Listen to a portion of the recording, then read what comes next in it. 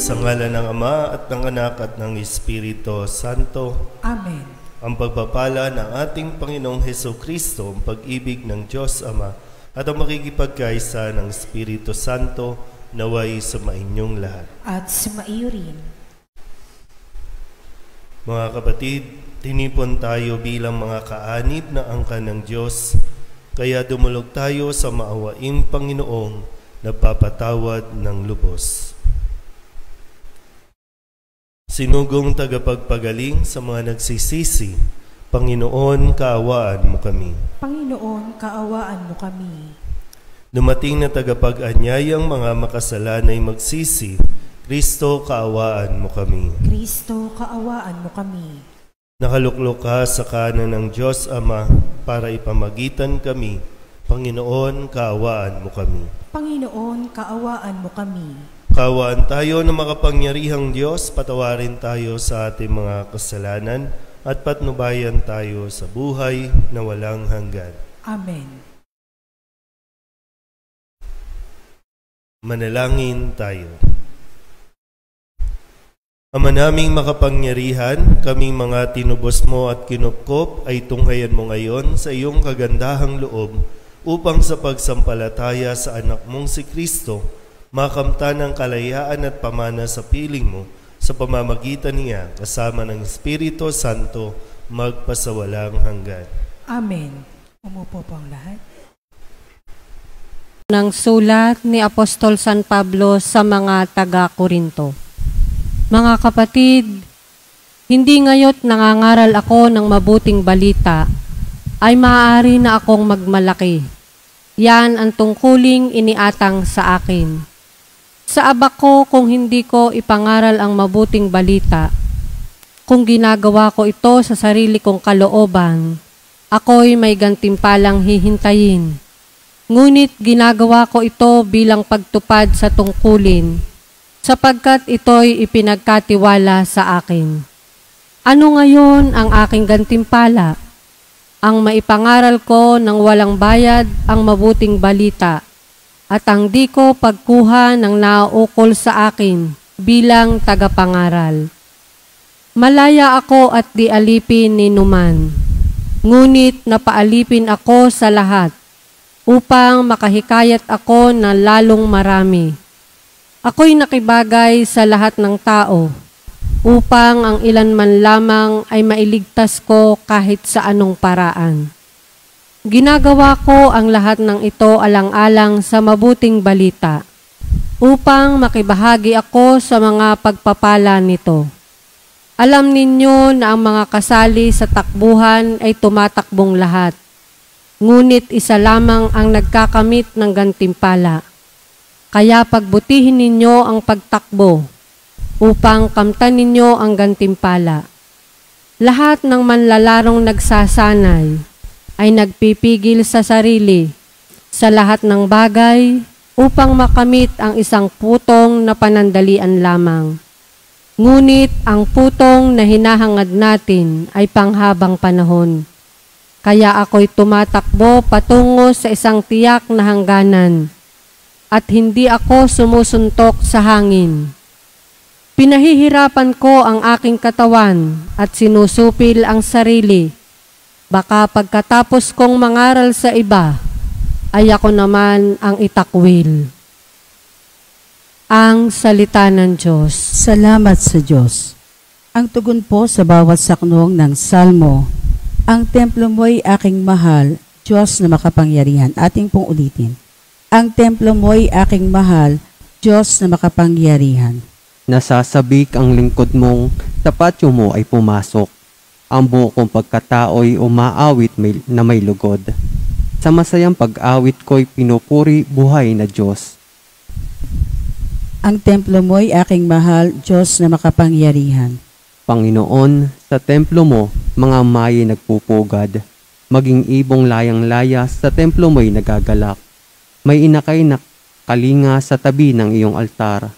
O poon, hari namin na Diyos na walang kupas. Ang templo mo'y aking mahal, Diyos na makapangyarihan. Mapalad na masasabing sila'y dooy tumatahan at palaging umaawit nagpupuring walang hanggan. Ang say umaasa, masasabing mapalad din. Silang mga naghahangad sa siyo'y makarating. Ang templo mo'y aking mahal, Diyos na makapangyarihan. Ikaw ang haring dakila, ang tunay naming sanggalang. Kami pinagpapala mo sa pag-ibig mo at dangal. Hindi siya nagkakait ng mabuting mga bagay. Sa sinumang ang gawain ay matuwid at marangal. Ang templo mo'y aking mahal, Diyos na makapangyarihan. Tumayo po ang lahat. Hallelujah,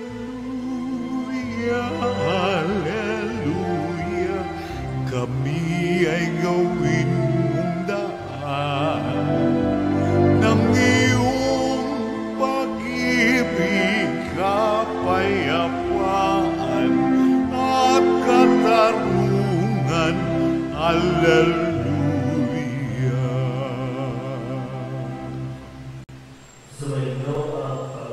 At sumaiyo rin. Ang mabuting balita ng Panginoon ayon kay San Lucas. Papuri sa iyo, Panginoon. Noong panahong iyon, tinanong ni Jesus ang kanyang mga alagad ng patalinghaga, maaari bang maging taga-akay ng bulag ang isa ring bulag? Kapwa sila mahuhulog sa hukay kapag ginawa ang gayon. Walang alagad na higit sa kanyang guro, ngunit kapag lubusang naturuan, siya'y magiging katulad ng kanyang guro. Ang tinitingnan mo'y ang puwing ng iyong kapatid, ngunit hindi mo pinapansin ang tahilan sa iyong mata. Paano mo masasabi sa iyong kapatid, "Kapatid, bayaan mong alisin ko ang iyong puwing," gayong hindi mo nakikita ang tahilang nasa iyong mata? Mapagpaimbabaw, alisin mo muna ang tahilan sa iyong mata at makakakita kang mabuti. Sa gayoy, maaalis mo ang puwing ng iyong kapatid. Ang mabuting balita ng Panginoon. Pinupuri ka namin, Panginoong Hesukristo. Isang magandang araw po sa inyong lahat. Matapos natin ipagdiwang ang kaarawan ng Birhen ng Soledad, tayo ngayon ay nagbabalik muli sa mga paalala ng ating Panginoong Hesus sa kung ano ang mas mainam nating gawin. Mahalaga po sa pagsisimba, dahil reality naman, bilang mga Katoliko, tamad tayong magbasa ng Biblia. Kahit nga, lalo na yung mga catechism books o kaya canon law books natin, na ito yung Vatican, ito yung mga documents ng simbahan na dapat sana ay inaalam natin, tinutuklas natin, para hindi lang tayo nakadepende sa kung may formation sa simbahan, mayroong retreat, na doon lang tayo nakakapakinig ng mga salita ng Diyos. Pag misa, pag pinapahayag itong mga pagbasa natin, doon lang natin naririnig. Kadalasan nga lang, pagkatapos ng misa, nakakalimutan na natin agad kung ano yung aral at turo ni Jesus. Napakahalaga dahil bilang mga binyagang Kristiyano, tayo ay may misyon na magpahayag ng mabuting balita. Anong ipapahayag natin kung wala tayong natututunan o wala tayong nalalaman sa mga aral ni Jesus? Kaya nga sabi ni Jesus, no, yung sinabi niya sa kanyang mga alagad na patalinghaga, kaya bang akayin ng bulag ang kapwa niya bulag? Ang tawag natin doon, mga nagmamarunong. Yung wala ka namang alam, hindi mo naman alam, pero kung umaasta tayo, parang alam na natin ang lahat. Kaya kung makapag-correct tayo, makapagsita tayo, makapanghusga tayo, para bang talagang hawak mo ang katotohanan. Minsan, pag sa mga turo natin, no, ako bilang pari, kapag nagsasalita dito, minsan talagang pinagninilayan ko, tama ba yung aking sinasabi? Tama ba yung sasabihin ko? Ayon ba ang naririnig ba ng mga tao ay ang salita ng Diyos o baka yung sarili ko ng vendetta yung aking sinasabi dito? Yung mga sarili ko ng opinyon at ipinaglalaban. Ito ba'y nakaugat pa rin doon sa sinasabi ni Kristo? Kasi paano ko kayo aakayin, no? Lalo pa ngayon na bagong assignment, bagong misyon, bagong lugar, paano ko kayo aakayin kung ako mismo bulag? Kung ako mismo hindi ko maintindihan o naiintindihan ang sinasabi ni Kristo? Alam niyo, ang ginagawa ko po, no, bilang, kasi sabi nga ni San Pablo, bilang tagapagpahayag ng mabuting balita, hindi dapat ito ipinagmamalaki, yung para bang na magiging mayabang na, no? Sabi pa rin niya, dapat laging nagkakaroon ng paghahanda. At yung paghahanda, bahagi niyan ay yung mayroong kang pagpipigil sa sarili o disiplina. Disiplina rin to. Kaya sa mga lektor natin, no, ang disiplina, pumunta ka ng maaga, basahin mo ng paulit-ulit para pag tumayo ka dito, malinaw, malakas, naiintindihan. Hindi lang basta maganda magsalita, kundi naiintindihan ba at nauunawaan. Dahil araw-araw ang misa, minsan po, share ko lang po, no, yung aking pamamaraan. Pagkatapos ng misa, babasahin ko na agad yung para bukas. At sa buong, no, araw, hanggang kinabukasan, hanggang bago matulog, no, talagang iniisip-isip ko ano ang gustong sabihin ni Jesus sa Ebanghelyo ngayon, sa mga pagbasa ngayon. Paano i-connect yung unang pagbasa at Ebanghelyo? Pag yung para sa Sunday naman, dahil mas malayo-layo, no, Biyernes pa lang o kaya ahead, no, babasahin na agad, pagninilayan na agad, dahil hindi biro ang magpahayag. Ito ay isang seryosong misyon, seryosong gawain. Minsan nararamdaman nyo naman po, no, kung prepared ba si Father? Nagmamadali ba si Father? Wala bang masabi si Father? Kaya kung ano-ano na lang. Di ba may ganung pakiramdam, no? Responsibilidad namin yan. Pero ganun pa man, responsibilidad ng bawat isa sa atin. Mayroon ka pong gampanin na dapat ipahayag ang mabuting balita. Yung mga usapin natin, halimbawa, usapin sa kasal, usapin sa paghihiwalay, bago natin husgahan ng iba, alamin muna natin na mabuti ano ang tinuturo ng simbahan. Para nang sa ganon, hindi po natin mailigaw lalo ang ating kapwa. Amen? Magsitayo po na.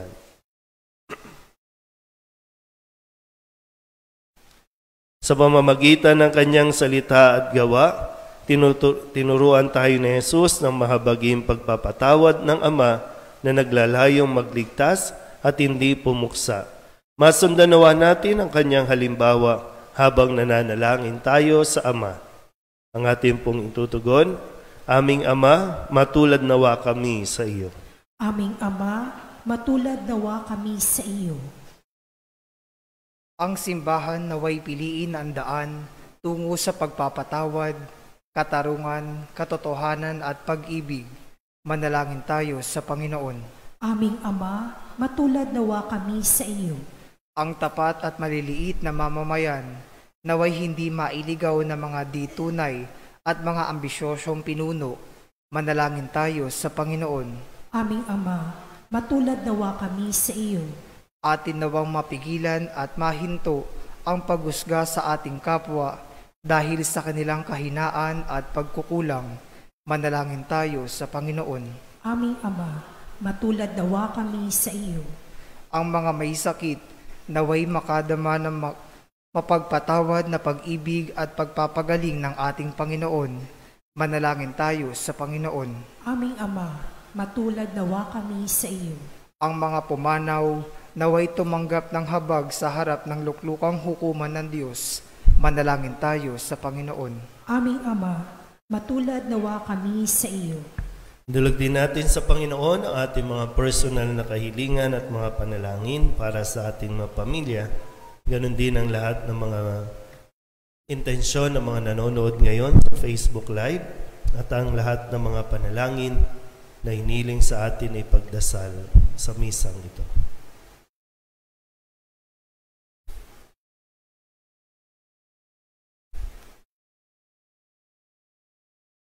Ang lahat ng ito inihiling namin sa ngalan ni Kristong aming Panginoon. Amen. Umupo po lahat.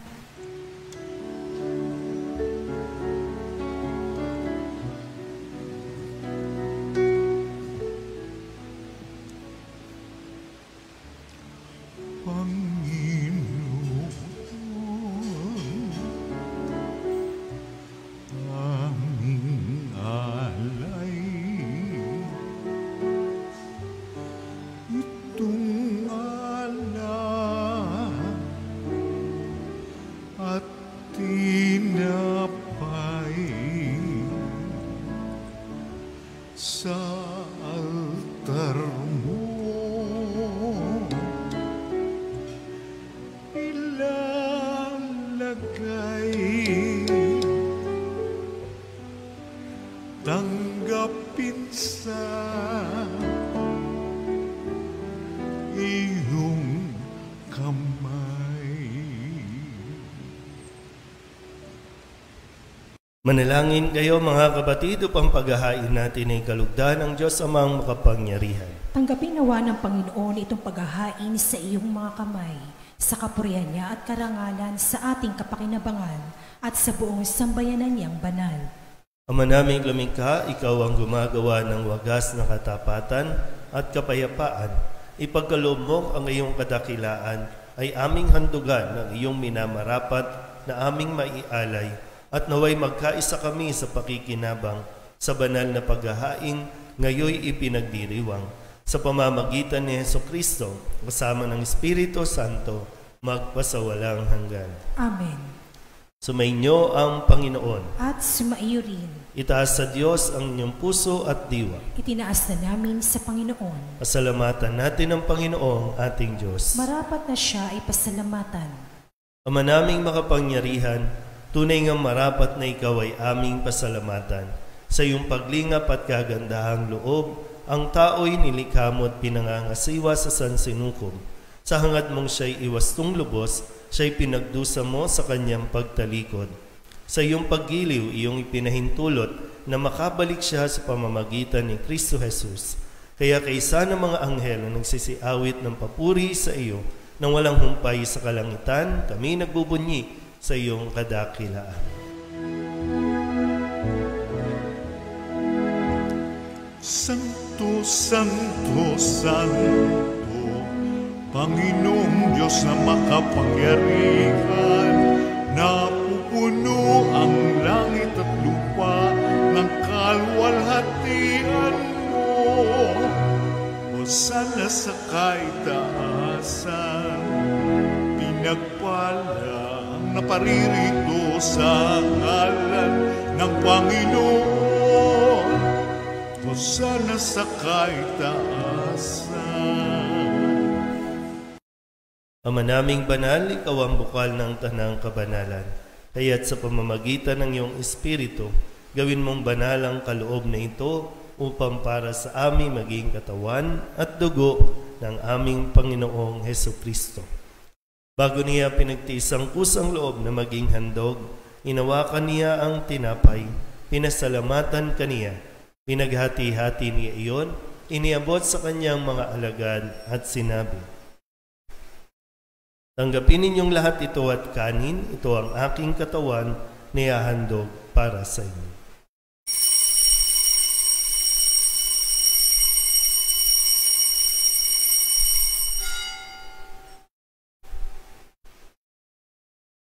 Gayun din naman nang matapos ang hapunan, inawakan niya ang kalis, muli kaniyang pinasalamatan.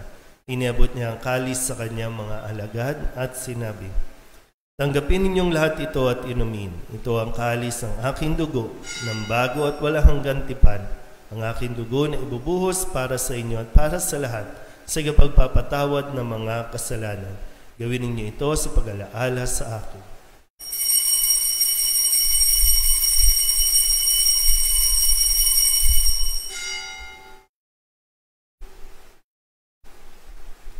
Ipagbunyi natin ang misteryo ng pananampalataya. Si Kristo'y namatay, si Kristo'y nabuhay, si Kristo'y babalik sa wakas ng panahon. Ama, ginagawa namin ngayon ang pag-alaala sa pagkamatay at muling pagkabuhay ng iyong anak, kaya't iniaalay namin sa iyo ang tinapay na nagbibigay buhay at ang kalis na nagkakaloob ng kaligtasan. Kami nagpapasalamat dahil kami iyong minarapat na tumayo sa harap mo para maglingkod sa iyo. Isinasamo namin kami magsasalo-salo sa katawan ng dugo ni Kristo ay mabuklod sa pagkakaisa sa pamamagitan ng Espiritu Santo. Ama, linghapin mo ang iyong simbahang laganap sa buong daigdig. Puspusin mo kami sa pag-ibig kay San Francisco na aming Papa at ni Jose na aming Obispo at ng Tanang Kaparian.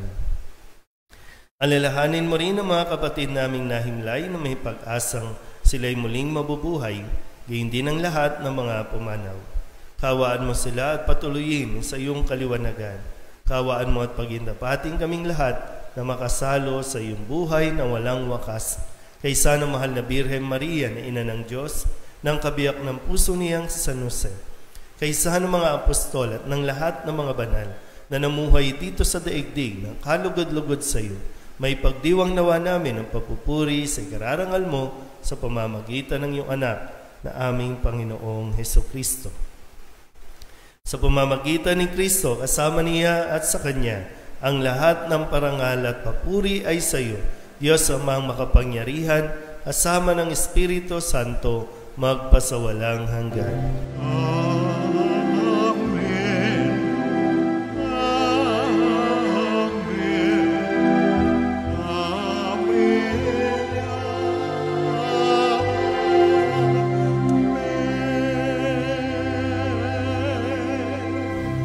Buong kababang loob tayong tumawag sa ating Panginoon ng Ama namin.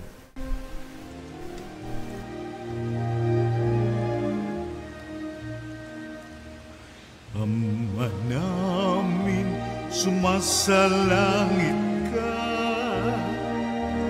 sambahin ang ngalan mo, mapasa ng kaharian mo, sundin ang loob mo, dito sa lupa para ng sa langit. Bigyan mo kami ngayon ng aming sa araw-araw at patawarin mo kami sa aming mga sala para ng pagpapatawad namin sa nakakasala sa at huwag mo kaming ipahintulot sa tukso at iadya mo kami sa lahat ng masamba. Hiling namin kami iadya sa lahat ng masama, pagkalooban ng kapayapaan araw-araw, iligtas sa kasalanan at ilayo sa lahat ng kapahamakan, samantalang aming pinananabikan ang dakilang araw ng pagpapahayag ng tagapagligtas naming si Hesu Kristo. Sapagkat iyo ang kaharian at ang kapangyarihan at ang kapurihan magpakailanman. Amen. Panginoong Hesu Kristo, sinabi mo sa iyong mga apostol, kapayapaan ang iniiwan ko sa inyo, aking kapayapaan ang binibigay ko sa inyo. Tunghayan mo ang aming pananampalataya at huwag ang aming mga pagkakasala.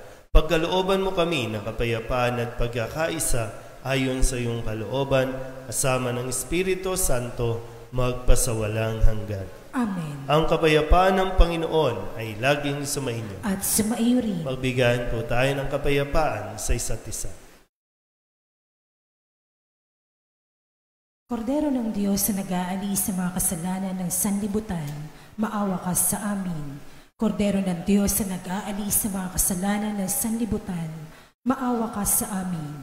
Kordero ng Diyos na nag-aalis sa mga kasalanan ng sanlibutan, ipagkaloob mo sa amin ang kapayapaan. Lumuhod po ang lahat. Ito ang kordero ng Diyos. Ito ang nag-aalis ng kasalanan ng sanlibutan. Mapalad ang mga inaanyayahan sa kanyang piging. Panginoon, hindi ako karapat-dapat na magpatuloy sa iyo, ngunit sa isang salita mo lamang ay gagaling na ako. Katawan ng Kristo. Amen.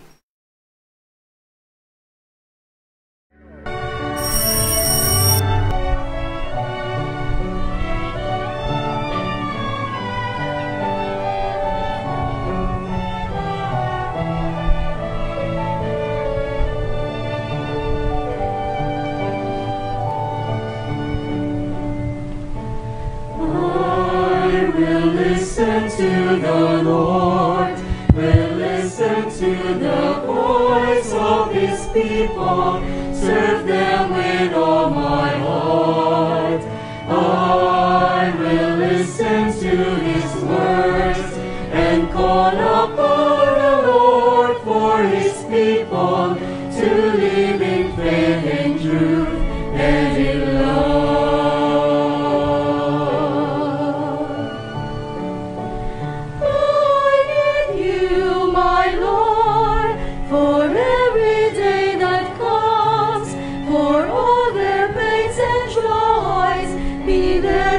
Understand, they may seek you, my Lord, and reach into your hands.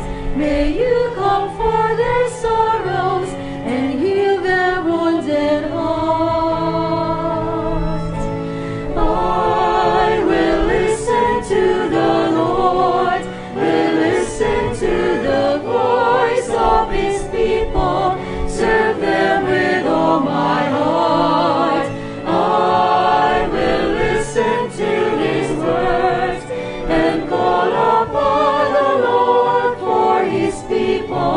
To live in faith and truth and in love.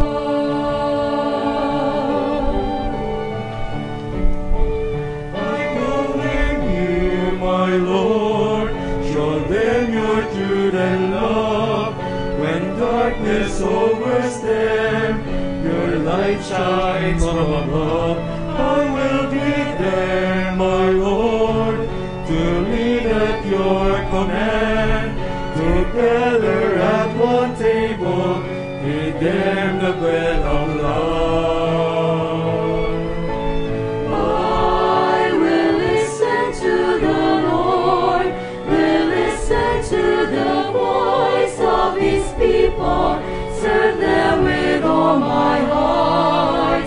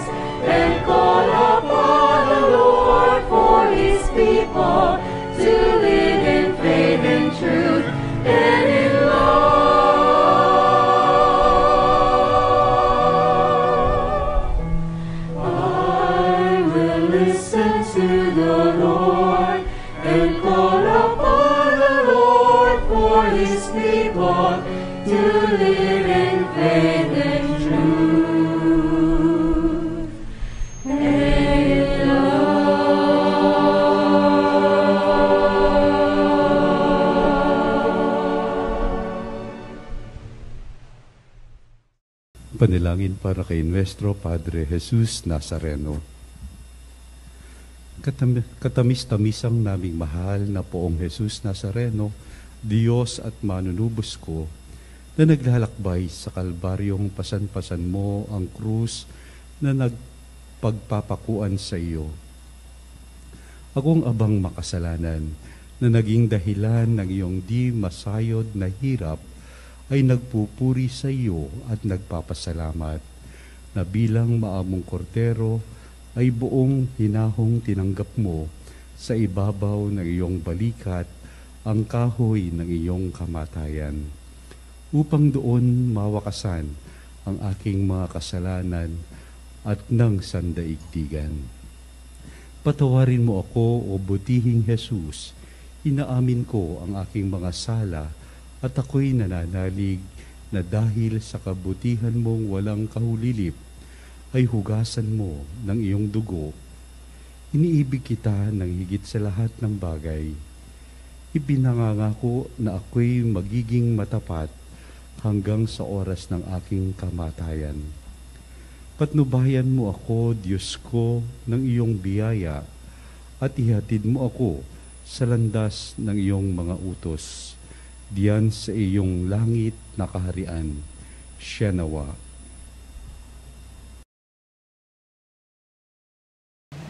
Manalangin tayo.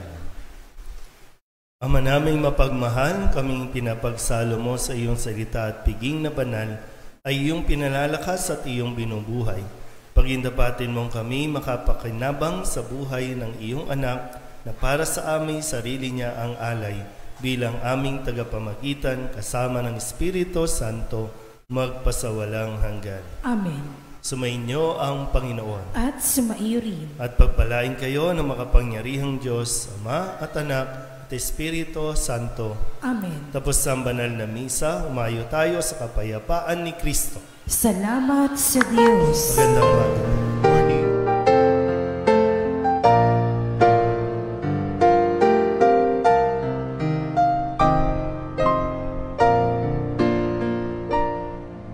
Nuestro Padre Jesus Nazareno, sinasamba ka namin,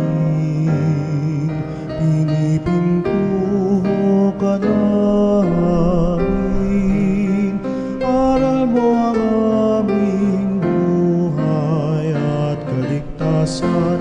Nuestro Padre Jesus Nazareno, iligtas mo kami sa kamatayan, ang krus mong kinamatayan ay sagisag ng aming kaligtasan. Nuestro Padre Jesus Nazareno, dinarangal ka namin. Nuestro Padre Jesus Nazareno, minulwalhati ka namin. Nuestro Padre Jesus Nazareno, dinarangal ka namin. Nuestro Padre Jesus Nazareno,